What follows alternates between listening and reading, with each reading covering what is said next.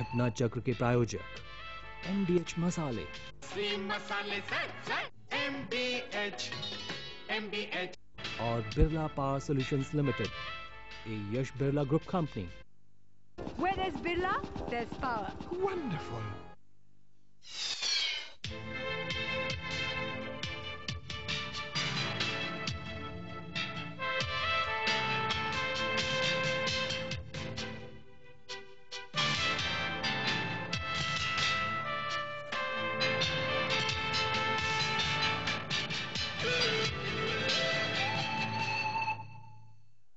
नमस्कार।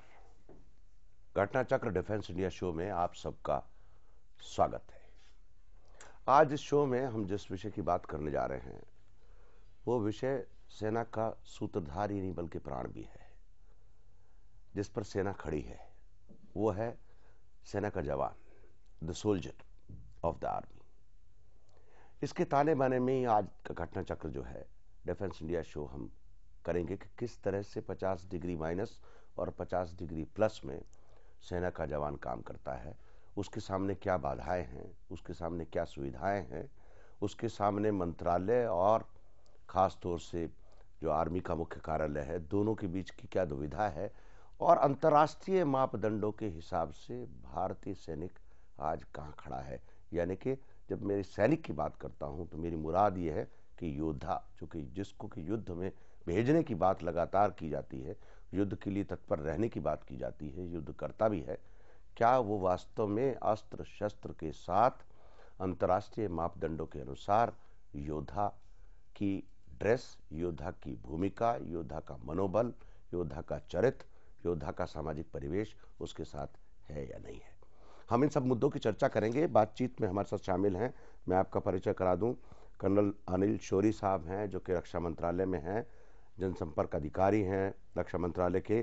शौरी साहब, आपका स्वागत है हमारे इस कार्यक्रम में। और हमारे बीच में lieutenant general doctor VS Malik हैं। मलिक साहब, आपका स्वागत है हमारे इस कार्यक्रम में। और लेफ्टिनेंट जनरल शंकर प्रसाद हैं हमारे बीच में, जो कि दोनों ही लोग सेना को बहुत अच्छी तरह से जानते हैं। जनरल शंकर प्रसाद, आपका भी स्वागत है हमारे इस कार्यक्रम में। प्रोग्राम की शुरुआत जनरल शंकर प्रसाद हम आपसे करेंगे। आप मुझे बताएं कि हमारा जो जवान है आज की डेट में, व्हाट यू फील कि what is his status in the army as a soldier and the international parameters, अंतर्राष्ट्रीय मापदंडों के हिसाब से इंडियन आर्मी का जो सैनिक है वो कहाँ खड़ा है? देखिए, आपने एक इतना अच्छा सवाल पूछा है जिसका जवाब देने में मुझे बड़ी खुशी हो रही है जी। आपने ये पूछा कि इंडियन आर्मी में जवान इस वक्त किस हैसियत में है, किस जगह पे खड़ा है। इंडियन आर्मी में 1.1 मिलियन स्ट्रॉन्ग आर्मी है और इतने जवान हैं 11 लाख के करीब। जी जी। ये जो पूरी फौज है, इसका जो पिलर है, इसका बेस है, यानी कि फौज ही सिर्फ जवान है। अगर जवान ना हो तो फौज नहीं है। पूरी फौज की बनावट जवान है। एक जवान की हैसियत आर्मी के अंदर इतनी लवेबल है, इतनी उसके साथ मिलाप है, क्योंकि हम सब समझते हैं, जैसे अफसर लोग हैं, JCOs लोग हैं, वो इस बात को अच्छी तरह समझते हैं कि अगर जवान नहीं है तो फौज नहीं है। और जवान हमारी सबसे प्रेमिका चीज है, सबसे लवेबल चीज है। तो जो हमारा जवान के साथ रिलेशनशिप होता है, एक बहुत अच्छे, न केवल भाई का रिश्ता होता है, पर अगर कोई सीनियर लोग हैं तो उनके बच्चों की तरह से उनको पालते हैं हम। यानी कि उनके साथ हमारा इतना अच्छा मिलाप है कि ये एक खास तौर से इंडियन आर्मी के लिए बहुत अहमियत रखता है। And it is very peculiar to Indian army where the relationship between a officer and a soldier is extremely intimate. यहाँ तक कि हम जवानों की अपनी यूनिट में हर एक जवान का नाम जानते हैं, यहाँ तक उसका नंबर तक जानते हैं, और अमूमन उसको उसके नंबर से बुलाते हैं, क्योंकि एक नाम के कई एक जवान होते हैं।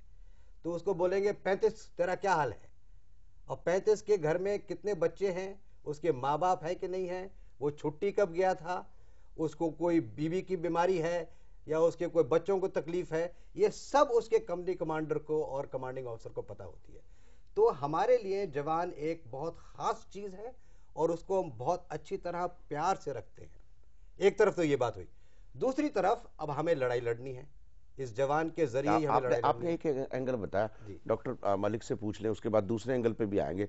डॉक्टर मलिक, आप मुझे बताएं। जो बात अभी जनरल शंकर प्रसाद साहब ने बताई है, मैं उनसे सहमत हूँ, लेकिन असली बात है 3 मुद्दों पर निर्भर करती है।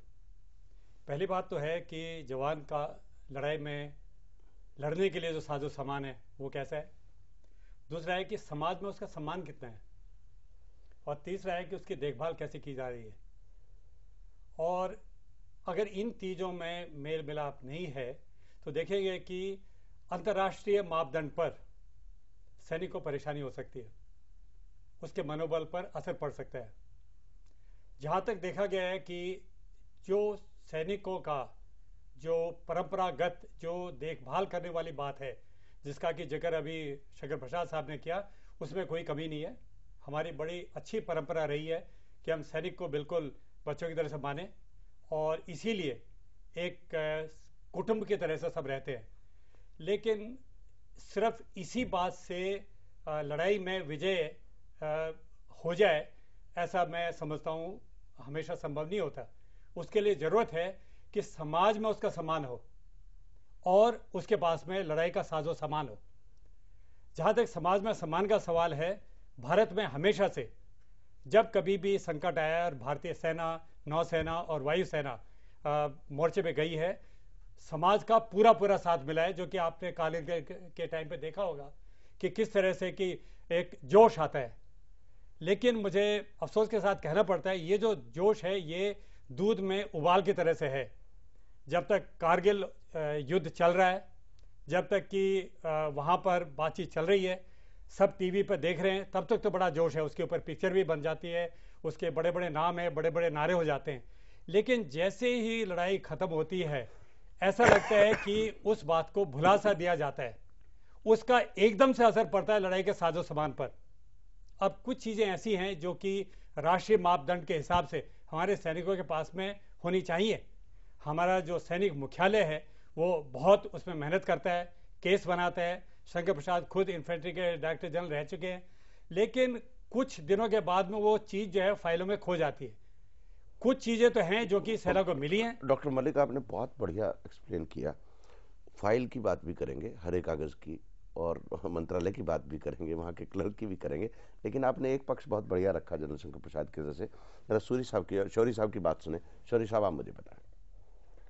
सर, अब तक तो तकरीबन सारे पॉइंट्स उन्होंने कवर कर दिया, लेकिन सिर्फ मैं ये कहना चाहता हूँ कि जो बेसिकली एक जवान, he is the bedrock of the Indian army and everything builds up on him.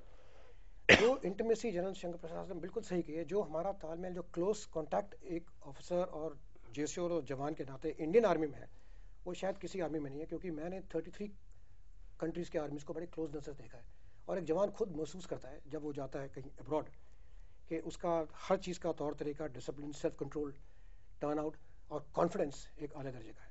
तो ये कैसे है, इसमें अगर हम बटालियंस के लेवल जाएँ और कंपनी कमांडर्स और प्लटून कमांडर्स, तो ये KRAs हमारे सीनियर जनरल ऑफिसर्स एक की रिजल्ट एरियाज नियुक्त करके रखते हैं। और उसमें यह है कि एक जवान का, चाहे उसका डॉक्यूमेंटेशन हो या क्लोथिंग हो या उसका वेलफेयर हो, लीव, उसमें कोई कमी ना हो, और ये मॉनिटर की जाती है बड़ी क्लोजली, यू नो। सो इससे यकीनन एक जवान को जो उसका ऑथराइज्ड है, जो भी उसका क्लोथिंग आइटम वगैरह है, उसको अवश्य मिलता है, और ये मॉनिटर भी किया जाता है। अगर किसी के पास कोई आइटम नहीं है तो ये मॉनिटर करके शीघ्र ही इसको रिलीज किया जाता है अपने थ्रू चैनल्स, हमारे फॉर्मेशंस बने हुए आगे। Now next point is about the motivation of a जवान। हर व्यक्ति ऐसा महसूस करता है जब किसी पलटन में आता है, यू नो, ट्रेनिंग के बाद में कुछ एक आध साल के लिए ही feels little lost, because naturally civil से अगर आदमी आर्मी में है तो वो तो ऑफिसर भी थोड़ा सा he feels like that. But after couple of years, जब वो देखता है कि जो हमारे सीनियर्स और बुजुर्गों ने जो ट्रेडिशंस और कस्टम्स छोड़े हैं, यू नो, ऐतिहासिक तौर से, he has to live up to the expectations, and there is so much of motivation given by everyone from the senior most person down below, so he learns and he comes up to that level. That's right. चलिए, ये तो रहा एक बड़ा बेहतर तस्वीर। हम दूसरी बेहतर तस्वीर की बात करते हैं, क्योंकि कोई भी जवान, जब आप सैनिक की बात करते हैं, तो जब आप जवान कहते हैं या सोल्जर कहते हैं तो उसका मतलब है योद्धा। क्योंकि जब भी आप फौज में भर्ती करते हैं तो उसको इसलिए तो नहीं करते कि उससे खेती करानी है या हल चलाना है, उसका बेसिक पर्पज ये है कि आप उससे युद्ध लड़ाना चाहते हैं। तो युद्ध के हिसाब से सैनिक पर से, सोल्जर पर से, नॉट मिलिट्री पर से और द आर्मी पर से की बात नहीं कर रहा हूं मैं। मिलिट्री के बाद तो टोटली सब चीज हो सकती है, बट एज इंडिविजुअल सोल्जर आप मुझे बताएं, are we competent? The soldier is competent enough और ही रिक्वायर्स मोर? देखिए, आपने एक बहुत अच्छा सवाल पूछा कि हमारा सोल्जर आज की तारीख में कॉम्पिटेंट है कि नहीं है। ये आपको जान के बड़ी खुशी होगी और पूरे जितने हमारे व्यूअर्स देख रहे होंगे उनको बड़ी खुशी होगी कि मैं समझता हूं कि इंडियन सोल्जर आज की तारीख में वर्ल्ड का बेस्ट सोल्जर है, बेस्ट ट्रेंड है, बेस्ट मोटिवेटेड है। इससे पहले कि मैं और आगे जाऊं, एक बात मैं आपको बताना चाहता हूं जो जनरल मलिक साहब ने कही थी कि देश में इस सोल्जर की कितनी इज्जत है, उसमें मैं समझता हूं काफ़ी गुंजाइश है और देश में सोल्जर की इज्जत काफ़ी और होनी चाहिए। पहले ज़माने में थी, लेकिन दिन पे दिन ये इज्जत कुछ कम होती जा रही है। और क्योंकि हमारे सोल्जर्स बॉर्डर्स पर रहते हैं, उनकी फैमिलीज गांव में रहती हैं, तो वहाँ सोल्जर की फैमिली को देखना सिविल एडमिनिस्ट्रेशन और लोकल पॉपुलेशन का कर्तव्य बनता है, उसमें काफ़ी कमी है। अच्छा, दूसरी बात, हमारा सोल्जर है कितना अच्छा? हमारा सोल्जर आज की तारीख में अच्छी ट्रेनिंग हासिल करता है, अच्छा मोटिवेशन लेवल उसको पहुंच जाता है और वो, मैं समझता हूं कि हिंदुस्तान में जिस किस्म की लड़ाई का हमें सामना करना है उसके लिए काफ़ी हद तक अच्छी तरह से तैयार है। पहली बात उसकी वेपन एंड इक्विपमेंट की। पिछले कुछ 10 साल के अंदर इंडियन आर्मी में जवान का वेपन एंड इक्विपमेंट काफ़ी हद तक इंप्रूव हुआ है। इसमें आप स्मॉल आर्म्स ले लीजिए, चाहे राइफल ले लीजिए, चाहे पिस्टल ले लीजिए, चाहे रॉकेट लॉन्चर्स ले लीजिए, और जो किस्म किस्म के हथियार होते हैं उसमें पिछले 10 साल में काफ़ी इंप्रूवमेंट हुई है। हमारी R&D की जो इंडस्ट्री है वो भी काफ़ी हद तक अच्छी चल रही है, और जैसे कि 5.56 राइफल इंडिया की बनी हुई है वो हमारे सोल्जर्स के पास आजकल है। लेकिन ये जो हथियार और एमिनेशन की रिसर्च एंड टेक्नोलॉजी है उसमें बाकी देश काफ़ी आगे गए हुए हैं। तो हमें अभी काफ़ी हद तक हथियार कुछ बाहर से लेने पड़ते हैं, जैसे कि नाइट विजन डिवाइसेस हैं, जैसे कि साइलेंसर वेपन्स हैं, जैसे कि एंटी टैंक वेपन्स हैं। ये काफ़ी हद तक हमें बाहर से लेने पड़ते हैं क्योंकि हमारी इंटरनल टेक्नोलॉजी अभी इतनी डेवलप नहीं है। जहाँ तक कि उसकी क्लोथिंग का सवाल है, मैं समझता हूँ कि क्लोथिंग आज की तारीख में रीजनेबल है, लेकिन जैसे हाई ऑल्टीट्यूड है, सियाचिन ग्लेशियर है, सियाचिन ग्लेशियर में ख़ास तौर से जहाँ बहुत ठंड पड़ती है और आपने जैसे कहा 50 डिग्री माइनस टेम्परेचर हो जाता है, उसके लिए काफ़ी इंपॉर्टेंट क्लोथिंग हमारे पास है। लेकिन क्लोथिंग हमारे को ऐसी चाहिए जो कि ठंडे मौसम में जिस्म को गर्म रखे, लाइट वेट हो, आसानी से उसको साफ सफा कर सके। तो इसके लिए हमें और कुछ डेवलपमेंट की ज़रूरत है। काफ़ी हद तक तो इम्पोर्टेड इक्विपमेंट है, लेकिन इसको इंडिजिनसली डेवलप करने में काफ़ी गुंजाइश है। उस पर आपने बहुत बढ़िया कहा, उसकी भी किस चीज़ की ज़रूरत है उस पर भी आएंगे। मैं डॉक्टर मलिक से पूछना चाहता हूँ। डॉक्टर मलिक, आप मुझे बताएं, हमारा योद्धा जो है, आपको लगता है कि अंतर्राष्ट्रीय मापदंडों के हिसाब से योद्धा है? देखिए, योद्धा में 3 चीज़ों का होना बड़ा ज़रूरी है। पहली बात है बहादुरी, दूसरी बात है बलिदान की भावना, और तीसरा परंपरा को कायम रखने की भावना। इन तीनों में हमारे योद्धा का मुकाबला दुनिया के सर्वश्रेष्ठ योद्धाओं में किया जा सकता है, और यह हमेशा से हमारी परंपरा रही है। और हर दुनिया के हर एक जगह, हर एक जंग में वो हमारे सैनिकों का लोहा मानते हैं। लेकिन अभी जो अपने दर्शकों को आप जो साजो सामान दिखा रहे थे, उसमें अगर कहा जाए कि उसकी वजह से अगर उसके मनोबल में थोड़ा फर्क पड़ता है, तो उसकी जो खमियाजा है उसको तो मैं कहूँगा जो फाइल हिलाते उन्हीं को भुगतना चाहिए। क्योंकि देखने में यह आया है पूरा जो देश है, यानी सॉरी पूरा जो संसार है, वो बहुत आगे निकल गया है। और अभी भी आप जो तस्वीरें देखते हैं, अभी जो एक्सपो में जो आपने चीज़ें देखी हैं, और डेली जो हमारी तस्वीरें आती हैं हमारे सैनिकों की, उनको देख के ऐसा नहीं लगता कि वो बमुकाबले बाकी सैनिकों के, जो बहुत डेवलप्ड कंट्रीज़ के सैनिक हैं, उनके जैसे उनके पास जो साजो सामान है। एक छोटी सी चीज़ है, बुलेट प्रूफ जैकेट, कोई इतनी बड़ी टेक्निकल बात नहीं है, उससे मैं सैनिक नहीं का नहीं बचाव हो सकता है। मैं निटिग्रिटीज पे भी आऊंगा डॉक्टर मलिक, लेकिन मैं जो टोटलिटी की बात कर रहे थे, निटिग्रिटीज पे आते हैं, जूतों की बात मैं करेंगे, समझता हूँ सॉक्स उसमें की बात गुंजाइश करें। है, जी उसमें काफी गुंजाइश है, जी और हमें प्रयत्न ये करना चाहिए कि हमारे योद्धाओं को जहां तक युद्ध का साजो सामान है उसमें किसी तरह की कमी ना रखा जाए। जी बिल्कुल ठीक कह रहे हैं कर्नल लरेल। हम लोग एक छोटे से ब्रेक की ओर चलेंगे, ब्रेक के बाद लौट करके आएंगे और सेना के प्राण यानी कि योद्धा की बात करेंगे, सोल्जर की बात करेंगे, छोटे से ब्रेक के बाद।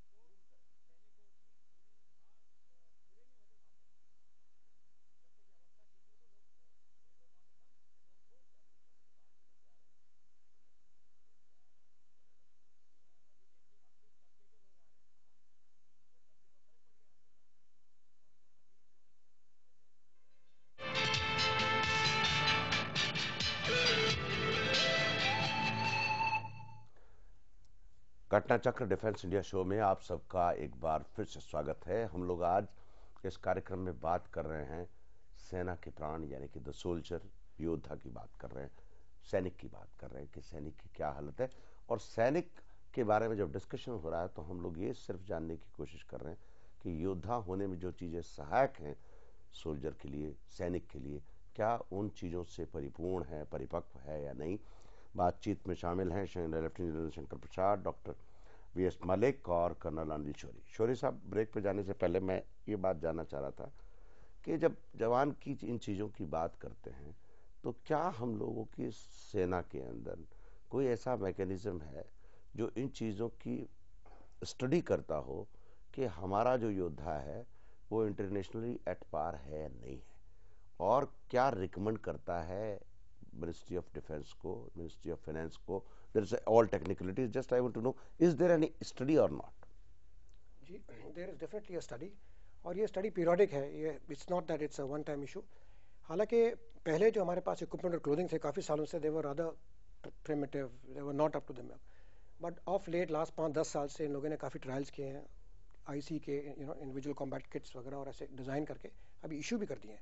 बट ये एंड नहीं होता यहाँ, there is a monitoring procedure जो देखती है कहाँ कहाँ कमियाँ हैं, और ये केसेस फाइल में टेक ओवर किए जाते हैं। ऑफ कोर्स आपका पॉइंट सही है कि कुछ केसेस हमने काफ़ी सालों से टेक ओवर किए हैं, एंड कुछ इश्यूज, कुछ मुद्दे पर जैसे कि फाइनेंशियल इम्प्लीकेशंस पर ये काफ़ी सारे डिपार्टमेंट्स में शटल होता रहता है। It takes a long time for it to be implemented, but it doesn't mean कि हमारी मॉनिटरिंग मैकेनिज्म ये नहीं है। Now the second point is कि अभी ये जो स्टेट ऑफ द, ये लेटेस्ट जो अभी हमने किट इशू किए हैं सारे सर्विसेज को, they are compatible. It's a very large army, जैसे जनरल शंकर प्रसाद ने कहा है, एंड आर डिज़ायर इज़ कि हम इसको इंडिजिनस तौर से बनाएं। शुरू में तो कहीं अगर कमियां होती हैं, प्रोविजन है कि इसको एक्स ट्रेड इंपोर्ट किया जाए आइडेंटिफाई करने के बाद, उसके बाद में पेटेंट अपने जो ऑर्डिनेंस फैक्ट्रीज हैं उनको दिया जाए, and they produce it, because economics is the primary concern in this case. But yes, there is no shortage frankly speaking of the equipment जो अभी दे रहे हैं। क्रिटिकल इक्विपमेंट जैसे सर ने बोला है, night vision goggles and all has to be imported, they not made over here. इसमें problems हैं, पहले थी भी और शायद इन नियर फ्यूचर तक चलेंगी। जनरल शंकर प्रसाद, आप कुछ कहना चाह रहे हैं? जी, ऐसा है कि आपने सवाल पूछा कि कोई इस किस्म का पर्सपेक्टिव प्लान बनता है और वो प्लान कितने हद तक कामयाब होता है। देखिए, फौज तो इस चीज़ को बहुत अच्छी तरह स्टडी करती है, एक 5 ईयर पर्सपेक्टिव प्लान बनाती है। हमने तो हालांकि 15 साल तक का प्लान बना रखा है। अफसोस की बात यह है कि ये जो प्लान जब फाइलों में चलना शुरू होता है तो आधे रास्ते में कहीं या तो खो जाता है या ऐसे चक्कर में फंस जाता है कि इसको खोजना ही बड़ा मुश्किल हो जाता है। जैसे जनरल साहब कह रहे हैं, बुलेट प्रूफ वेस्ट, ये कोई बड़ी भारी चीज नहीं है, कोई high technology, bullet proof helmet है, बुलेट प्रूफ हेलमेट है। अब आप देखिए, इवन वाटर बॉटल है भाई। देखिए, इंडियन आर्मी का सोल्जर आज की तारीख में एक पटका नुमा चीज पहन के घूम रहा है कश्मीर में जी, और हमारे पास आज तक हेलमेट नहीं है, जबकि इंसर्जेंसी 1990 से इतनी जबरदस्त चल रही है, रोज कैजुअलिटी हो रही है। हमारे पास बुलेट प्रूफ वेस्ट की कमी है। बुलेट प्रूफ वेस्ट के केस सालों से चलते चले आ रहे हैं, कोई इतनी हाई टेक्नोलॉजी इक्विपमेंट तो है नहीं। जैसे जनरल साहब कह रहे हैं, ये ऐसा नहीं, और वो नहीं तो हो सकता। नहीं, अभी तो बुलेट प्रूफ जैकेट इंडिया में बननी भी शुरू हो गई है। अरे भाई, इंडियन इंडिया में कंपनी बना सब कुछ बन सकता है जी, इंडिया में हेलमेट भी बन सकता है, लेकिन यह है कि हमें उस चीज को एक तरीके से चलाना है और जिससे उसकी रिसर्च एंड डेवलपमेंट इंडिया में हो सके और इंडिजिनसली प्रोड्यूस हो सके। इसमें प्रोडक्शन में कोई दिक्कत नहीं है, ऐसा नहीं है कि इंडस्ट्री इसको बना नहीं सकती। दिक्कत यह है कि ये जब केस चलता है फाइल के अंदर तो इसको चलते चलते सालों लग जाते हैं और फ्रक्टिफिकेशन नहीं हो पाता है। तो इसमें दिक्कत यह है कि आर्मी का प्लान तो बड़ा क्लियर और सिंपल बना हुआ है। आर्मी को क्या आइटम चाहिए, किस तादाद में चाहिए, क्या उसकी क्वालिटेटिव रिक्वायरमेंट होनी चाहिए, वो सब चीज लिखी हुई है। लेकिन हर एक आइटम को बनाना, देखिए जनरल साहब, आप ना माफ करें, आप बहुत वरिष्ठ हैं, सीनियर हैं, लेकिन मैं एक जवान की तरफ से सवाल कर रहा हूँ। आप जनरल हो जाते हैं जब भी फाइल की बात करते हैं, मैं मुझे तो उससे मतलब नहीं है। बिल्कुल सही, आपने तो मुझे कारगिल में भेज रखा है, बिल्कुल सही, और मेरी पीड़ा ये कि मुझे तो लड़ना है, बिल्कुल सही है। और आप तो बैठे हैं रक्षा मंत्रालय में। नहीं, और हमारी पीड़ा ये है कि वो लड़े और लड़ाई जीते। लड़ाई जीते, अगर वो लड़ाई हार गया क्योंकि उसके जूते नहीं है, हाँ, और वो मर गया क्योंकि उसमें बुलेट प्रूफ वेस्ट नहीं है, तो दुख हमें होगा। नहीं, दुख तक तो ठीक है, पर आप मेरे लिए कर क्या रहे हैं? मलिक साहब, आप मुझे बताएं।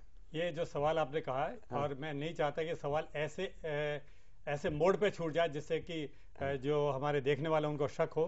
कारगिल की आपने बात बताई, पहले मैं बात बताऊं कि नहीं, कारगिल पर से की डिस्कशन नहीं करेंगे हम। देखिए, सवाल अभी दुख तक जो छोड़ा है, ये मैं बताना चाहता हूं, पूरे विश्व में ये एक रिकॉर्ड है कि सैनिकों के बनिस्बत जो अफसरों की जो संख्या है और लड़ाई में शहीद होने वालों में, वो सबसे ऊपर रही है।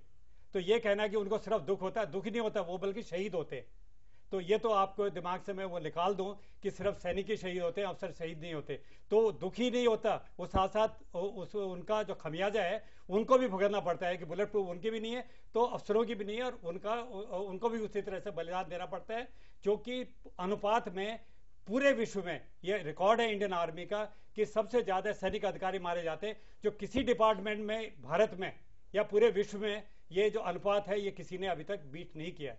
सवाल आता है ये जो साजो सामान का है, दुख इसलिए होता है, सबको पता है कि हजारों करोड़, अभी अखबारों में हमेशा आता है, हजारों करोड़ का जो डिफेंस बजट है वो सरेंडर हो गया साहब।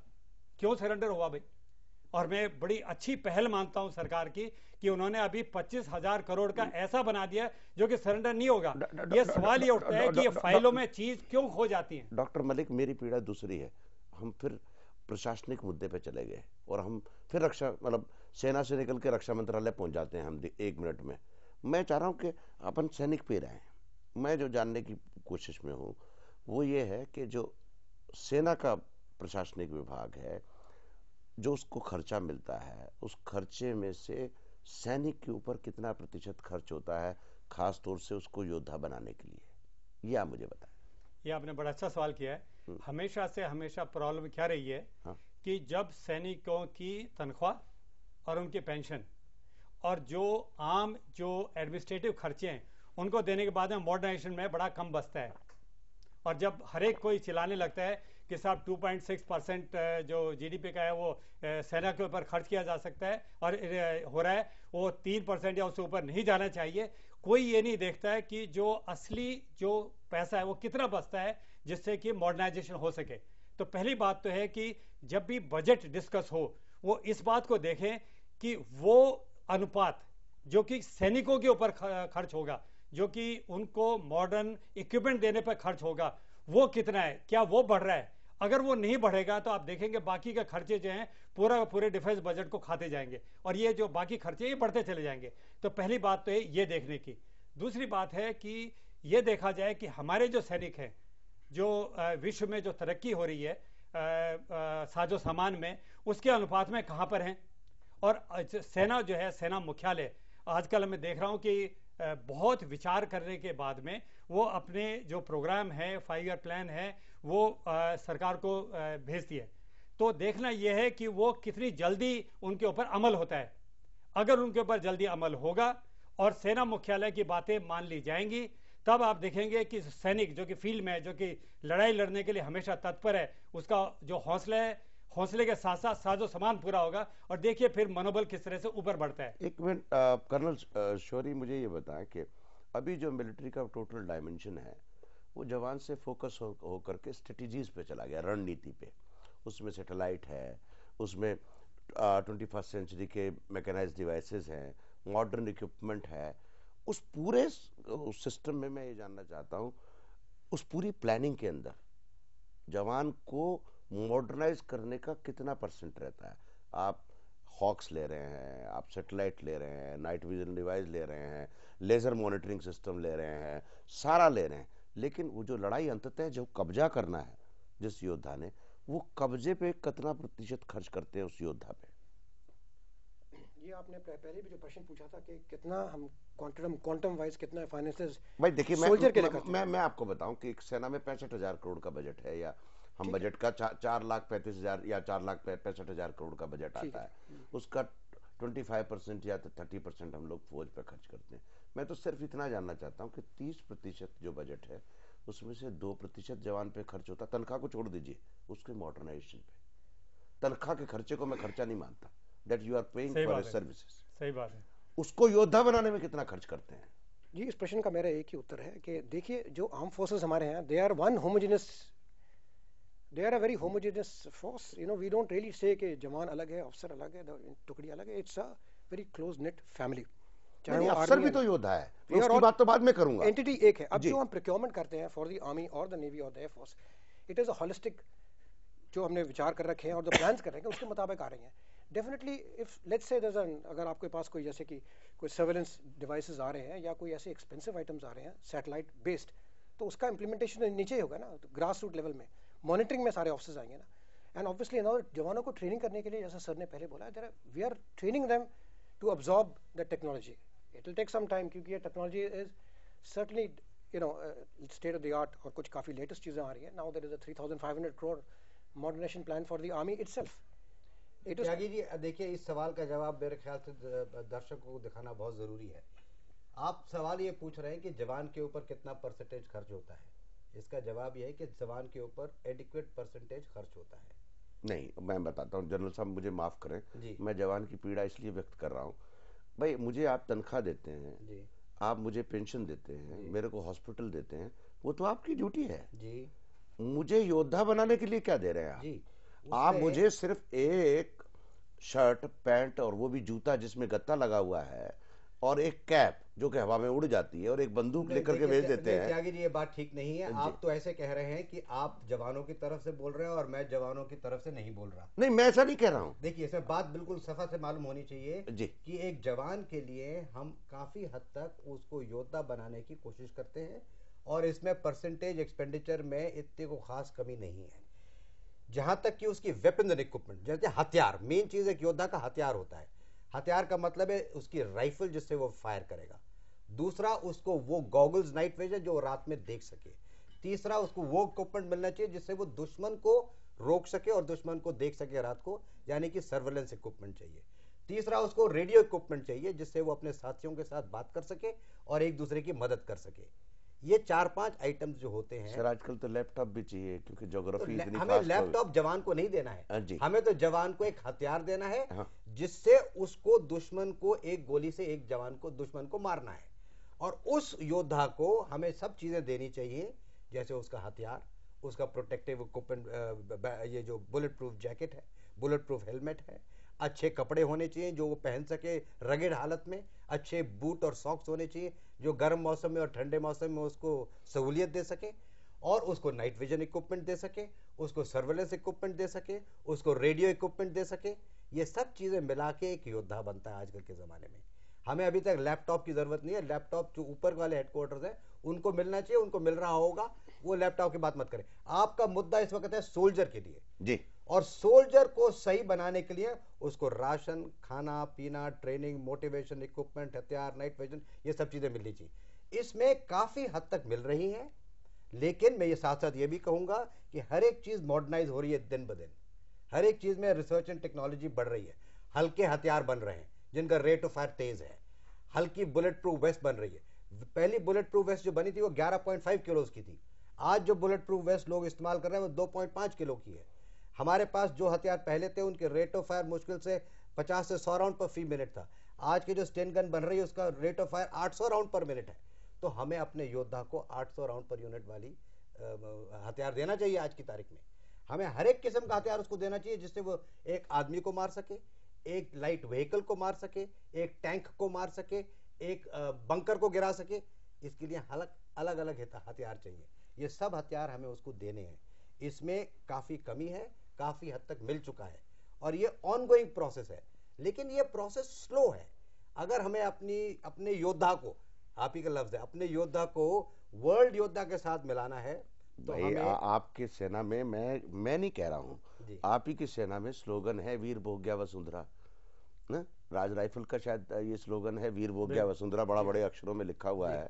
तो मैं योद्धा की जो जब आप इस तरह का मोटिवेशन देते हैं, वही वीर पृथ्वी पर राज करेगा जो कि वीर होगा, जो वसुंधरा की धरती की को वही भोगेगा जो वीर होगा। तो जब भोगेगा तो तब जब हथियार होगा, जब उसके पास एमिनिशन होगा। ऐसा ना सोचे कि हमारे पास हथियार है नहीं। नहीं, मैं ये नहीं कह रहा। देखिए लेकिन क्या होता है जब आप चीजों की स्टडी करते हैं। मेरा कोई इरादा नहीं है कि हम अब किसी चीज को कंडम कर रहे हैं, हम लोग बहुत अच्छे हैं, लेकिन जब आप बेहतर होने की बात करते हैं और कॉम्पिटिटिव होने की बात करते हैं और जब आप अंतर्राष्ट्रीय मानदंडों पे आप देखते हैं तो आप पाते हैं कि आपके जवान के पास फिल्टर बॉटल ही नहीं है। उसकी कीमत क्या है? उसकी कीमत 15 पाउंड है। या आपके पास आपने उसको गर्म सॉक्स पहना रखी है पिछले 40 साल से, अभी शायद पिछले 3-4 साल से उसको गर्म ठंडी सॉक्स देनी शुरू की है। मतलब जूतों में गत्तों के उदाहरण तो मतलब बेमिसाल आए हैं, अखबारों में रिपोर्ट हुए हैं, मुझे कोई कहने में शर्म भी नहीं है। मैं कह रहा हूँ कि आप अपने हीरो को, भाई जवान तो हीरो है ना आपका, आप अपने हीरो की अगर वर्शिप में कुछ कमी रखेंगे तो वो आपको प्रसन्न होकर लड़ाई नहीं जिताने वाला है। और आप हरे कागज का जिक्र करें या रक्षा मंत्रालय का जिक्र करें या वित्त मंत्रालय का, भाई कारगिल में जो जाने वाला है या बॉर्डर पे जो खड़ा है उसको ना तो वित्त मंत्रालय से लेना देना है ना रक्षा मंत्रालय से, वो तो मलिक साहब को पूछेगा या आपको पूछेगा क्योंकि आप बॉस हैं। तो कहीं ना कहीं वेयर वी आर लैकिंग। आपने जो सवाल पूछा है जी, ये बहुत ही अहम सवाल है। पहली बात तो मैं यहाँ से शुरू करूँ। आपने कहा था आपकी सेना, ये सेना भारत की सेना है, आपकी और हमारी सबकी सेना है। और इससे समाज वाली बात आती है जो कि मैं पहले कह चुका हूँ, समाज में सम्मान और समाज का साथ। तो ये हमारी सेना, भारत की सेना, ये फौजी अफसरों की सेना वाली बात नहीं है।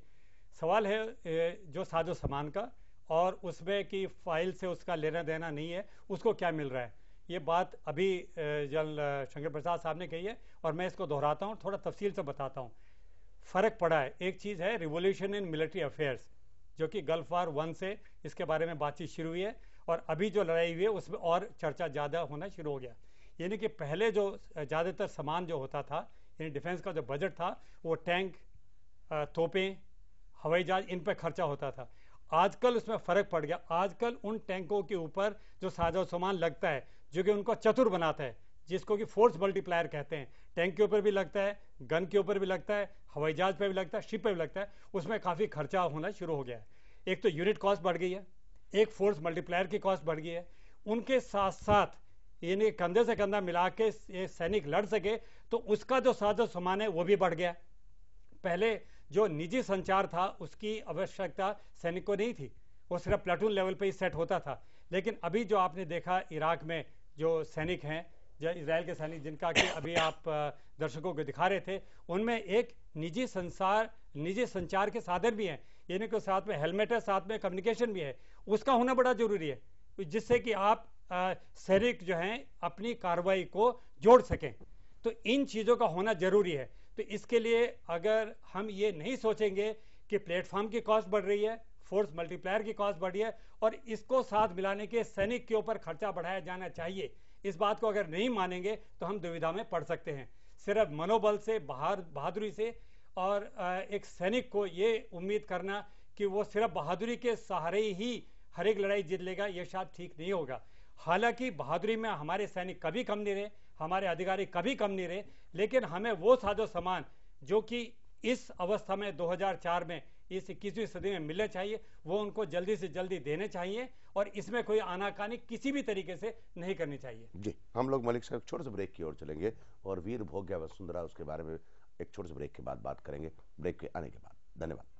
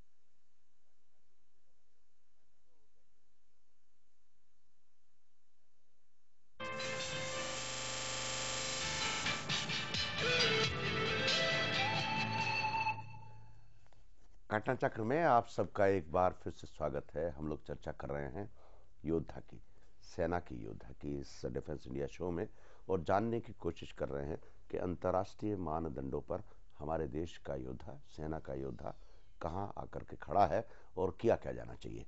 बातचीत में शामिल हैं लेफ्टिनेंट जनरल शंकर प्रसाद, डॉक्टर वी.एस. मलिक और कर्नल अनिल शौरी। शौरी साहब, आप मुझे बताएं कि फोकस अभी जो है, जो मैं कह रहा था पहले से और जनरल शंकर प्रसाद भी बता रहे हैं कि जो टोटल पूरी दुनिया में जो प्रतियोगिता चल रही है, कंपटीशन चल रहा है, वो चीज़ों को डिफरेंट तरीके से देखने का हो रहा है। Totally highly mechanised, focus is shifting not to the soldier but ammunition, high tech wars की कल्पना कर रहे हैं और कोशिश ये हो रही है, कहीं जो हो सकता है यू मे करेक्ट मी, कि कोशिश ये हो रही है कि सोल्जर का रोल पर से कम हो जाए और मैकेनाइजेशन का रोल, मॉडर्नाइजेशन का रोल ज्यादा हो जाए।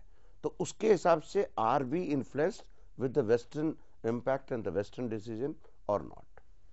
You are right with that. Of course all armies are, they do get influenced. देखिए, जो अभी हमारे मॉडर्नाइजेशन है, it is keeping in many items, हम कहते हैं फोर्स मल्टीप्लायर्स, यानी कि जो आप कर सकते हैं इक्विपमेंट से या through latest state of the art equipment, तो you don't have need so much of man power.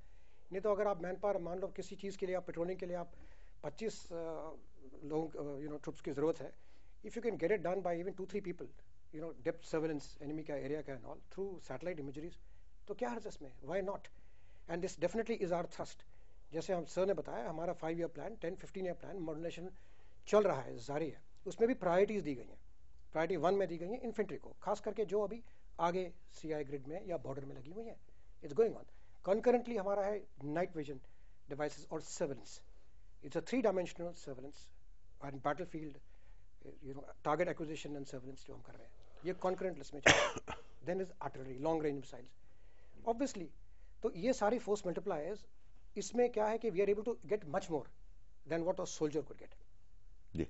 So this is what the thrust is definitely, and it is all, these are all force multipliers. It will help the, आप ये कहना चाह रहे हैं कि हम लोग जो है पश्चिमी देशों के मॉडर्नाइजेशन, आधुनिकीकरण के हथियारों से जो युद्ध चल रहा है वो पूरी दुनिया में, उससे प्रभावित नहीं है, आप ये कह रहे हैं? नहीं जी, it is a international phenomena. हम ये चाहते हैं कि हमारी modernization become compatible to what's happening in the globally. Ji. What we can achieve with our equipment with lesser manpower used is what जो हम ये चाहते हैं। You see, these are force multipliers. Equipment जो है, they'll get you much more than what your troops can get you. ये इसका मतलब ये नहीं कि ट्रूप्स की वैल्यू नहीं है। जी, मलिक साहब। आपने ये जो सवाल पूछा है, ये बड़ा मज़ेदार सवाल है और बहुत ही अहम सवाल है। इसकी वजह यह है कि अक्सर लोग ये समझते हैं कि सिर्फ तकनीक के सहारे, यानी सिर्फ एक टेक्निकल ब्लैक बॉक्स के सहारे लड़ाई जीती जा सकती है। ये बात गलत है। जब फोर्स मल्टीप्लायर कहा जाता है, यानी कि फोर्स का मल्टीप्लाई करना, जरब करना, ताकत का गुणात्मक करना, परिवर्तन लेकिन करना। गुणा करोगे किससे? अगर वो गुणा करने वाली चीज 0 है तो गुणा करके चाहे आप 100 से गुणा करो, उसका उत्तर 0 ही रहेगा। तो वहां जरूरी है कि वहां का अंक भी बढ़े, यानी कि सिर्फ गुणात्मक वाले जो अधिकार हैं फोर्स मल्टीप्लाई वही ना बढ़े, लेकिन जिस चीज से गुणा करना वो भी बढ़ना चाहिए, उसमें भी दम होना चाहिए। एक दूसरा सवाल उठता है इसके साथ में, जो टेक्नोलॉजी के साथ में, जो कि अक्सर लोग भूल जाते हैं, उसको कहते हैं क्रिटिकल मास। हर एक ऑपरेशन के लिए क्रिटिकल मास की जरूरत है, और खास तौर से जो पहाड़ों के ऑपरेशन है, वहां कोई भी ऐसी टेक्निक आज तक नहीं बनी है कि जिससे सिर्फ टेक्नोलॉजी के सहारे पहाड़ पर कब्जा किया जा सके। तो वहां पर सेना का, सैनिकों का, यानी जो अनुपात है वो कम नहीं किया जा सकता। तो ये कहना कि टेक्नोलॉजी के सहारे, अगर टेक्नोलॉजी के सहारे युद्ध जीते जाते तो अभी तक अफगानिस्तान में वाहवाह हो रही होती। ये क्यों नहीं हो सका? क्योंकि टेक्नोलॉजी की अपनी सीमा है। आखिरकार योद्धा को बंदूक लेके जाना ही पड़ता है, और जो लोग दुबके पड़े हैं पहाड़ों में, दूर दराज चीज़ों में हैं, जंगलों में हैं, उनको निकाल के बर्बाद करके अपना हक जमाना पड़ता है, और तभी वो लड़ाई जीती हुई कही जा सकती है। नहीं तो ऊपर से सिर्फ बर्बाद किया जा सकता है, जीता नहीं जा सकता। मैं मलिक साहब, आपने बहुत बढ़िया बात की, लेकिन मैं एक मुद्दे की तरफ और लेके आना चाहता हूँ। जनरल शंकर प्रसाद, अभी जिस तरह के मैकेनाइजेशन और आधुनिकीकरण की बात कर रहे हैं, उसमें आप मुझे करेक्ट करेंगे कि जो अभी हम जवान भर्ती कर रहे हैं वो 10वीं पास है, और आने वाले जो विजन 2020 की जिसकी कल्पना कर रहे हैं आप, और वो जवान जब पहुंचेगा और तैयार करेंगे आप उसको लगता है कि उसकी एजुकेशनल कंपेटेबिलिटी, जो शैक्षणिक तारतम्यता है, जो विजन हम देने जा रहे हैं, जो मैकेनाइजेशन उसका करने जा रहे हैं जवान का, योद्धा का, वो उस तारतम्यता को समझ पाएगा और समझता है? Are we not feeling difficulty in that? नहीं, पहले आपको याद होगा कुछ साल पहले ये 10वीं जमात भी नहीं थी जी। एक टाइम था कि अनपढ़ लोग भर्ती हो सकते थे, अंगूठा लगा के तनख्वाह लेते थे। आहिस्ता आहिस्ता जिस तरह से लिटरेसी इस देश के अंदर बढ़ रही है, उसी तरह एजुकेशन क्वालिफिकेशन की रिक्वायरमेंट भी हर एक सोल्जर के लिए बढ़ रही है। पहले 8वीं जमात हुई, अब 10वीं जमात हो गई है। ये इन्फेंट्री के लिए है, जिसके पास टेक्निकल इक्विपमेंट सब आम से कम है। जहाँ टेक्निकल इक्विपमेंट जैसे सिग्नल्स है, जैसे EME है, इलेक्ट्रिकल मैकेनिकल इंजीनियर्स, या कोर ऑफ इंजीनियर्स हैं, जो टेक्निकल आर्म्स हैं, जिनके पास हाई ग्रेड टेक्निकल इक्विपमेंट हैं, वो एजुकेशन क्वालिफिकेशन 10वीं नहीं है, बल्कि कई जगह इंटरमीडिएट है, कई जगह BA BSc है। एक तो पहली बात ये रही कि हमारी एजुकेशन क्वालिफिकेशन डिपेंड करती है कि किस स्ट्रीम में वो भर्ती हो रहा है।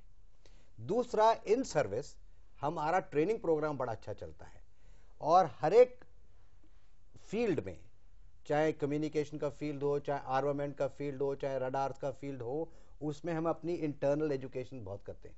मैं समझता हूँ सरकार के अंदर कोई ऐसी सर्विस नहीं है जहाँ पे इन सर्विस इतनी पढ़ाई करनी पड़ती है और इतनी एजुकेशन होती है। सिपाही defence ministry defence army- ministry में तो कहाँ पढ़ाई होती होगी, वो तो ब्यूरोक्रेट चलाते हैं जो पढ़ लिख कर पहले से आए हुए हैं। जी। सिर्फ डिफेंस के अंदर एक जवान से लेके एक ब्रिगेडियर तक वो लगातार कोर्स करता है, उसको पढ़ाया जाता है, उसके इम्तिहान होते हैं। तो हमारी इन सर्विस नहीं, एजुकेशन, आपने बिल्कुल ठीक कहा। मैं जो बात कर रहा जी था जवान की और आज की जो मॉडर्नाइजेशन टेक्निक्स हैं उसकी इसमें- कंपैटिबिलिटी, इसमें- तारतम्यता की। इसमें कोई शक नहीं है कि जिस तरह से हम एडवांस होते जाएंगे ये एजुकेशन क्वालिफिकेशन आईक्यू लेवल हमें हायर करना पड़ेगा। हम 8वीं जमात के लड़के के साथ आज काम करना कठिन हो जाएगा, कुछ दिन के बाद 10वीं जमात वाला भी कम हो जाएगा। उसके बाद हमें और अच्छे ब्रेन की जरूरत पड़ेगी जिससे वो टेक्नोलॉजी को, जिससे जो हाई ग्रेड इक्विपमेंट्स आ रहे हैं इनको ऑब्जॉर्व कर सके। तो एजुकेशन क्वालिफिकेशन हमें दिन पे दिन बढ़ानी पड़ेगी, इसमें कोई शक नहीं है। दूसरा एक और मलिक साहब, ये तो जवाब आपने दिया। हमारा जो फोकस होता है अभी भी जो ट्रेनिंग का, उसमें कोशिश की जाती है उसको फिजिकली बहुत स्ट्रांग किया जाए। और जो देहरादून में ट्रेनिंग है या बाकी जगह है, अभी भी कहीं ना कहीं मिलिट्री में ये सोच है कि physically sound body can do the things better than the mentally sound body. वो फोकस चेंज हो रहा है नहीं जवान का, या नहीं? वो बिल्कुल हो रहा है साहब। पहले एक जमाना था कि आदमी का शारीरिक बल ही सब कुछ समझा जाता था। बौद्धिक शक्ति का होना जैसे जैसे साजो सामान बढ़ता जाएगा और ऊंचे स्तर का होता जाएगा, ये जरूरी है कि योद्धा में इतनी शक्ति हो कि उसको समझ ले, उसका इस्तेमाल कर ले, नहीं तो नहीं कर पाएगा। और इसके साथ में एक छोटी सी अहम बात मैं आपको बताना चाहूँगा। पहले राष्ट्रीय शक्ति यानी कि नेशनल पावर जो था वो सिर्फ कि आपके पास कितने टैंक हैं, कितने हथियार हैं और कितने आपके पास में हवाई जहाज हैं और कितने नौसेना के जहाज हैं, उससे गिनी जाती थी। वो अभी बदली हो चुका है। अभी देखा जाता है कि आपके पास में इकोनॉमिक स्टैंडर्ड आपका कितना हाई है, आपका टेक्नोलॉजी का स्तर क्या है, आपकी एजुकेशन का स्तर क्या है और आपके पास में सैनिक बल कितना है। क्योंकि जो अभी जनरल साहब ने बताया था, सैनिक आ कहाँ से रहा है, वो समाज से आ रहा है। तो समाज जैसे जैसे ऊपर उठेगा, यानी कि उसका HDI इंडेक्स जैसे जैसे ऊपर बढ़ेगा, उसकी शिक्षा ऊपर बढ़ेगी, तो आप देखेंगे कि सैनिक भी अच्छे तबके के, अच्छे जानने वाले सैनिक ही सेना में आएंगे और वो फिर अच्छे जो सैनिक समान है, जो साजो सामान है, उसको संभाल पाएंगे। तो एक सेना का आगे जो उठना है वो पूरे देश के स्तर से भी ताल्लुक रखता है और बहुत ज़्यादा ताल्लुक रखता है, और ये ताल्लुक हमेशा से रहा है और ये आहिस्ता आहिस्ता ऊपर बढ़ेगा। लेकिन एक छोटी सी बात मैं कहूँगा कि हमें इस चीज़ की तरफ देखना पड़ेगा कि हमारे जो सैनिक हैं, एक परंपरा रही है हमारे यहाँ हमेशा कि हम तकनीक से हारे, बहादुरी की वजह से नहीं आ रहे। यानी कि जबकि घोड़े इस्तेमाल किए जाने लगे मैं तो उसमें सिर्फ की रकाब, जिसने रकाब घोड़े के ऊपर रख दी वो ज़्यादा तेजी से जा सकता था, इस पर नहीं थी, वो मार खा गया। भालों का साइज, उसके बाद में तोप यानी कि बारूद का ईजाद, इसी तरह से या फिर कि नौसेना की ब्रिटानिया की ज़्यादा ताकतवर थी, भारत के ऊपर कब्जा हो गया तकनीक की वजह से, जिसके की वजह से भारत कभी धोखा ना खाए, इसकी तरफ हमें ध्यान देना पड़ेगा। शौरी साहब, आप मुझे ये बताएं कि are we getting that kind of योद्धा जो मेंटली फिजिकली एजाइल हो? जी डेफिनेटली वी आर गेटिंग। अगर आप नहीं, हमारा फोकस इस समय है कि हम उसको मेंटली एजाइल भी करें, क्योंकि हम लोग तो फिजिकली एजाइल करने में हमारा मुद्दा है, it's a balance of physical fitness और मेंटल एजिलिटी। ये तो ट्रेनिंग से ही, पहले दिन से ही हमारा मुद्दा है, and we are doing accordingly. उसको ऐसी रिफ्लेक्सेस उसको जज करने के लिए और उसको ट्रेनिंग ऐसी दी जाती है so that he can be more reactive and reflective. इसमें देखिए सबसे पहले तो एक रिटन एग्जाम होता है, ये शायद नहीं, रिटन एग्जाम तो ठीक है, तो उससे आप उसकी IQ लेवल भी चेक कर रहे हैं, नॉलेज लेवल भी चेक कर रहे हैं। तो एक सिर्फ यही काफ़ी नहीं है कि 10वीं जमात का वो सर्टिफिकेट ला रहा है।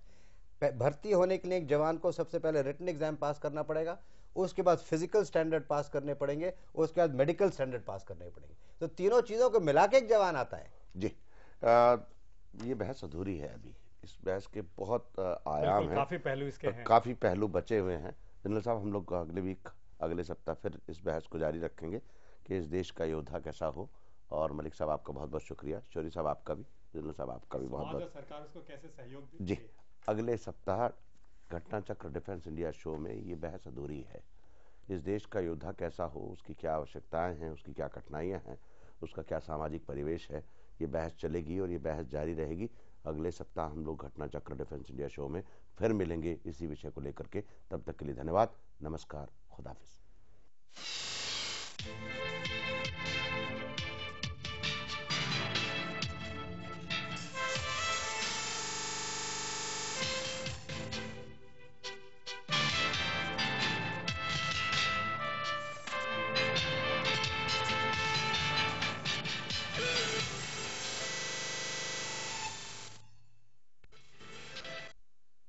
घटना चक्र के